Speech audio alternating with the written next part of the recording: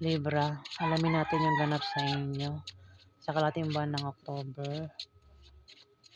Ito ay sa October 1 hanggang October 15. Umpisa na natin. May nagpapatugtog ang kapitbahay. Sana hindi marinig sa mic para hindi ma-copyright.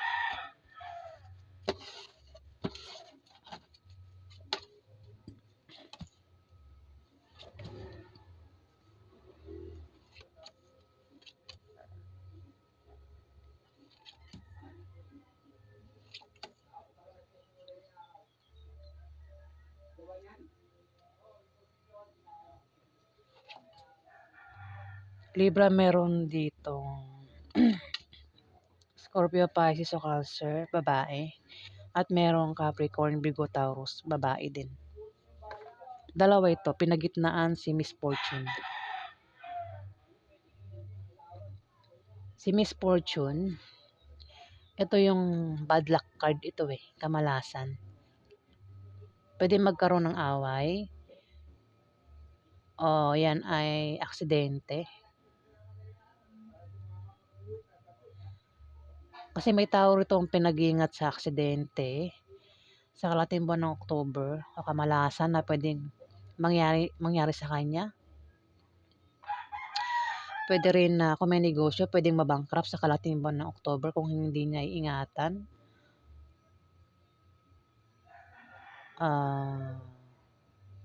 Kamalasan ito Kumbaga, kung may plano siya na pagtaya, di ba? Tataya sa loto. Miss Fortune. Ibig sabihin, mamalasin ka. Ibig sabihin, hindi ka mananalo. Doon pa lang Kaya huwag nang tumaya.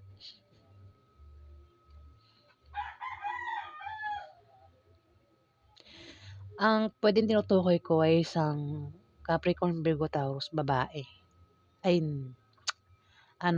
Capricorn, Virgo, Taurus, Scorpio, Pisces o Cancer. Pero dalawa sila dito Pinagitnaan ng Pwede silang dalawa ang tinutukoy o baka magkaroon ng away sa kanilang dalawa sa kalahating buwan ng October. Si Scorpio, Pisces o Cancer at si Capricorn, Virgo o Taurus ang mga zodiac sign na nandito na binabasahan ko. Ayan. Pwedeng away sa kanilang dalawa o baka silang dalawa ay malasin, Libra. O baka baka kung may negosyo, pwedeng mabankrupt yung negosyo nila, silang dalawa. Kung magka-business partners sila. Ayan. Libra, pwede nga isa dyan ay asawa mo, ex mo, third party, nanay mo, ate mo, auntie mo, o kung sino pa yan sa buhay mo.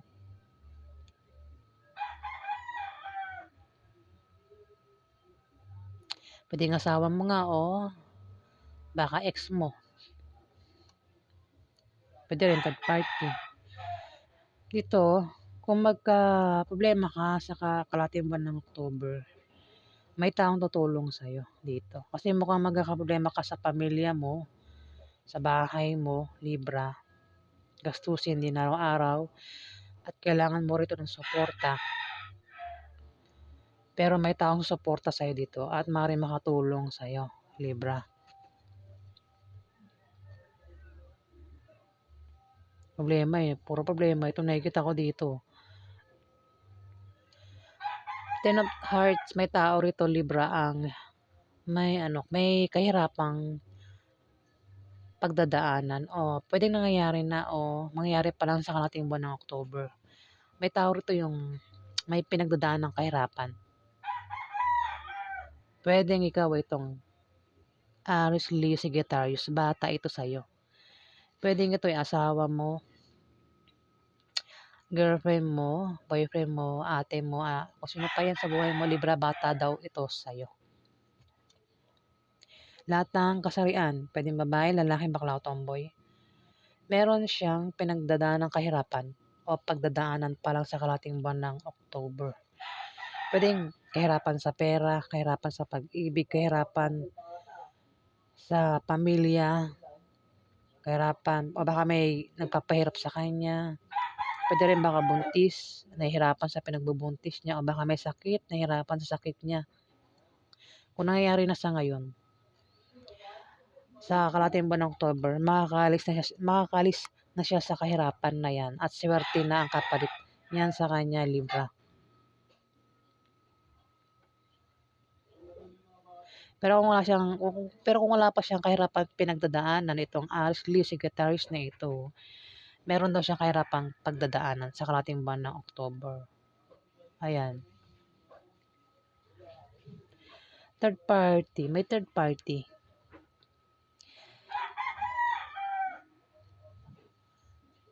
Pwede siya yung third party, o ikaw yung third party. Pwede rin naman na siya ay may third party, o ikaw yung may third party. Basta may third party dito. At maaaring masira yung relasyon nyo nang dahil sa third party daw, Libra. Maaari daw kayo magkahiwalay nang dahil sa third party na ito. At masasaktan ka o siya, itong Aries, Leo, Sagittarius na ito. Pwede asawa mo ito.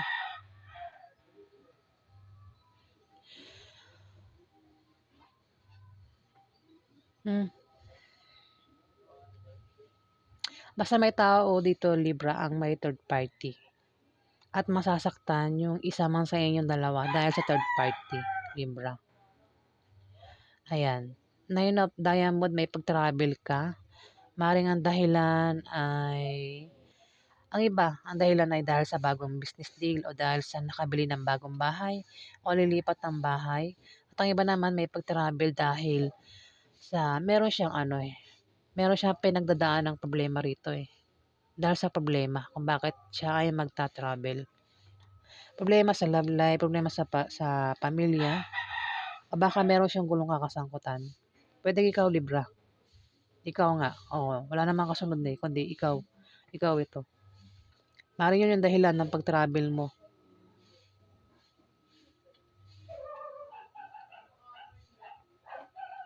Pwedeng nangyari, hindi pa nangyari.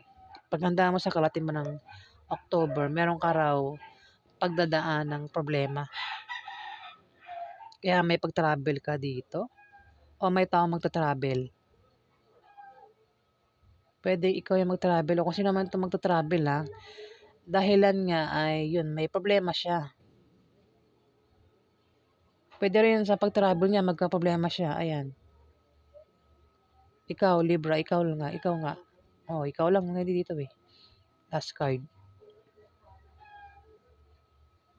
Kaya ingat sa pag-travel, Libra, no? Kung meron kang pupuntahan, ingat sa pag-travel. Dahil maaaring magka-problema ka sa pag-travel mo. Pwede rin naman talaga na ang dahilan ng pag-travel mo ay yun nga, yung problema na yun. Ayan. Alamin pa natin.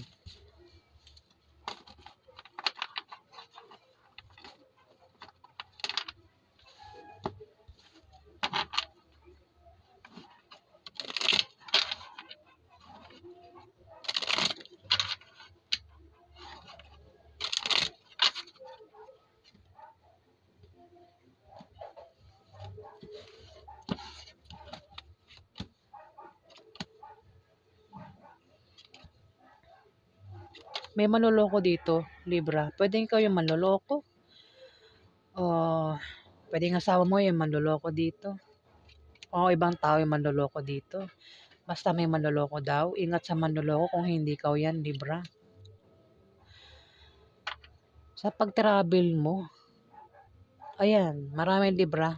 Mahala na kayo kung sino tong tinutukoy ko rito. May manloloko. Ingat sa manloloko dahil kung hindi ikaw yan na manloloko may manloloko raw. Ingat sa manloloko. Pwedeng lokohin ka sa pera o sa pag-ibig. Ano mang klaseng panloloko yung gagawin niya rito. Ingat sa manloloko, huwag ka magtiwala, Libra. Magkakaroon pa ng away, Pwede makaaway mo ay isang Scorpio, Pisces o Cancer, babae, Libra. Kung mapaaway ka, ingat ka raw sa iyong pagsasalita. ng makaiwas ka sa malalang argumento at maiwasan nyo rin yung demandahan ng taong makakaaway mo sa karating buwan ng October. Ayan, mga Libra. Sa pag-travel mo, ingat ka talaga, tumapat Nine of Diamond. Pwedeng maloko ka sa pupuntahan mo, Libra. Ano ito dahilan ng pag-travel mo ay bagong business deal o baka nakabili ka ng bagong bahay. Ingat ka lang kasi may manloloko nga dito, Libra. Pwedeng may manloloko sa'yo dyan na isang tao.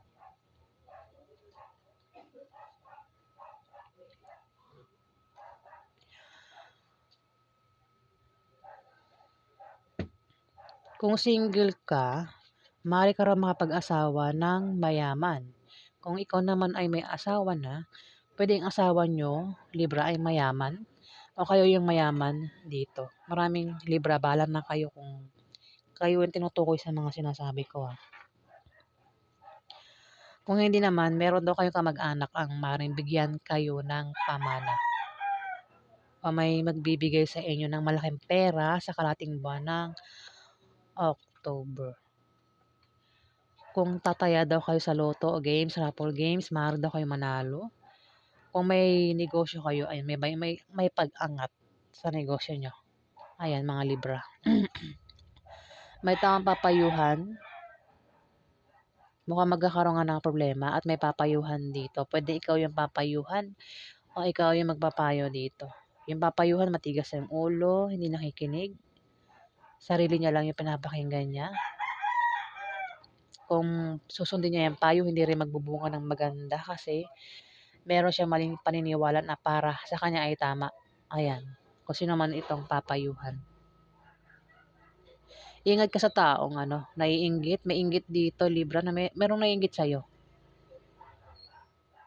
Pwede siya yung makaaway mo sa karating buwan ng October. Ayan. Tapos September. Sa karating buwan ng October, Libra, pwede siya makaaway mo itong inggit. Ito yung gumagawa ng paraan para bumagsak ka, Libra. Malugi negosyo mo, Libra. Hadlang ito Ayan, siya yung gumagawa ng paraan para masira ka, Libra. Pwede siya yung makaaway mo sa kalating buwan ng October. Pero kung magkaproblema ka man, may taong tutulong dito.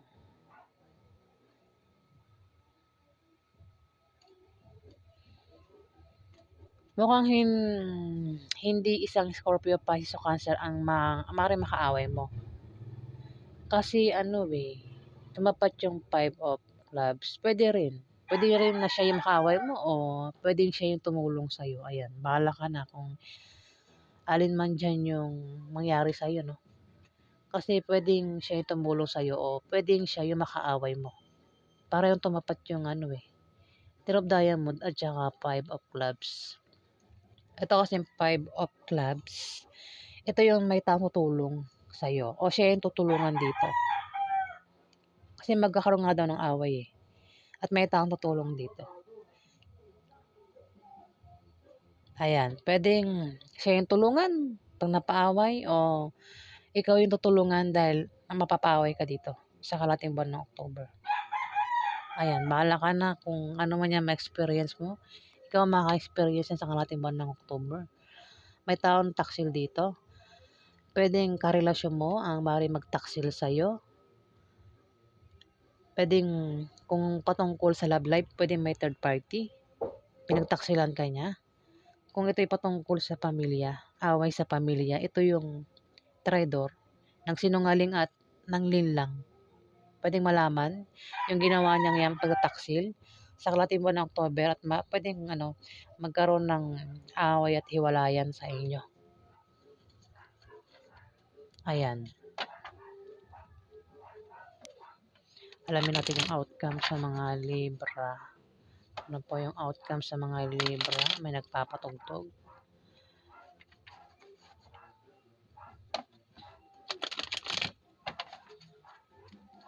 Alamin natin yung outcome sa mga Libra.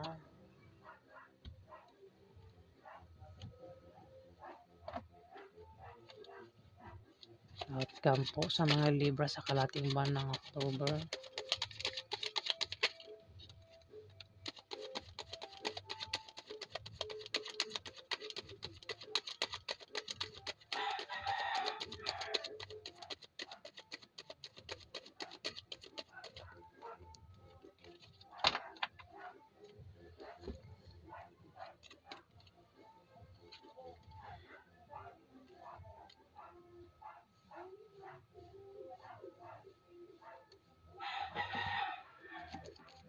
May ano rito, pagkawala oh.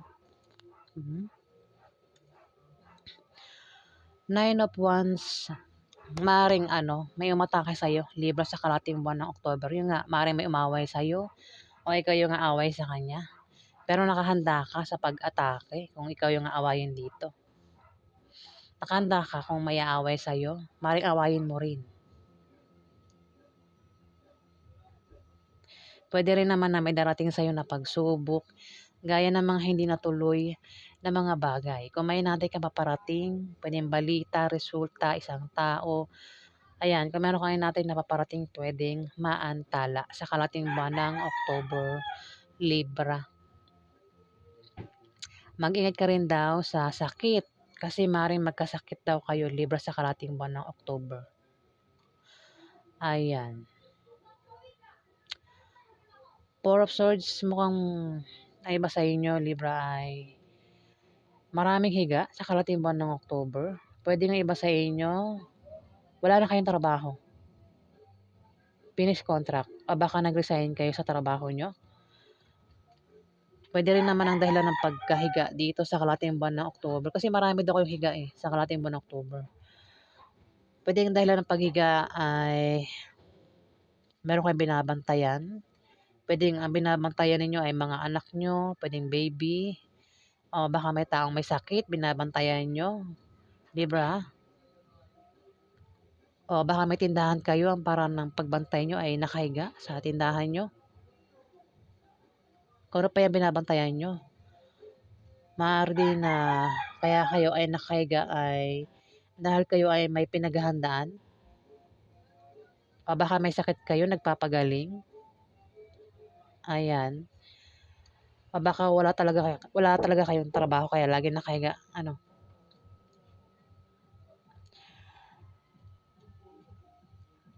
Pwede rin, baka may inaantay, baka ang iba sa inyo, Libra, ay nag-apply ng trabaho. Maaaring yung inaantay nyo rito na paparating balita sa resulta nung in-applyan yung trabaho. Ayan. Bubulol ako. Pero maaaring mantala yung paparating na yan na balita. Kung balita yan. Ito, nakahiga kayo dito. Maaaring yun ang dahilan kung bakit kumbaga sinusulit nyo yung mga panahon na wala kayong trabaho Kasi maaaring yung nga nag-aantay kayo ng resulta o balita na kung tanggap ba kayo sa in-applyan nyo o hindi. Ayan, sa kalating buwan ng October. Five of Cups. May mawawala. Libra, pwedeng gamit na importante o isang tao pwedeng mawala sa'yo sa kalating buwan ng October dahil hindi mo iningatan. Pwede nangyari na o mangyari pa lang. Kung nangyari na, may gamit ka raw na nawala, importante yun sa'yo. At sobrang nalungkot ka nung nawala yan sa'yo. Kung tao, pwedeng yung taong ito nawala kasi nawala na sa earth, maring ito ay nag-away kayo at nagkahiwalay. At sobrang nalungkot ka sa pagkawala niya. Pero kung hindi pa nangyayari, sa karating buwan ng October, may mawawala daw, Libra. Pwedeng gamit mo, mawala. Ingatan mo yung gamit mo, Libra. Ingatan mo. Pwedeng baka nakawin o baka ma-misplace mo yung gamit mo. Pwede rin naman na isang tao yung mawala sa buhay mo, Libra. Ayan. Baka may sakit. Kung hindi man ikaw may sakit dito, Libra, kasi mukhang may sakit din ako nakikita rito. Puwede ikaw yung may sakit o member ng pamilya niyo may sakit. Kung wala pa sa ngayon, ayan sa kalahating buwan ng October baka may magkasakit dito. Puwedeng ikaw o member ng pamilya mo, Libra, kaya may nakahiga dito. At sumunod yung 5 of Cups, may pagkawala, may mawawala. Ingatan mo yung taong ito, Libra, kung ano ba, may sakit, agapan mo, Libra. Ipa-check mo sa sa doktor. Kung ikaw man 'yan o kung sino man 'yan, member sa pamilya mo. Kasi puwedeng mawala, ayun, kung tao,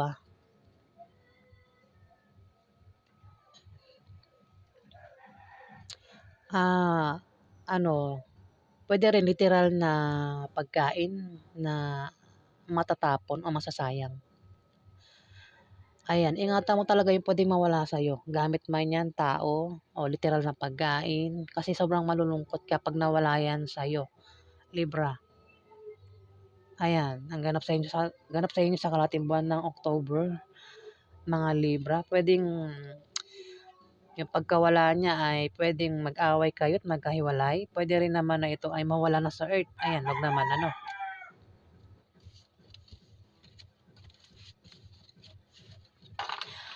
Ayan, maraming salamat po sa mga nag-like at nag-subscribe. Maraming salamat po guys. Salamat po.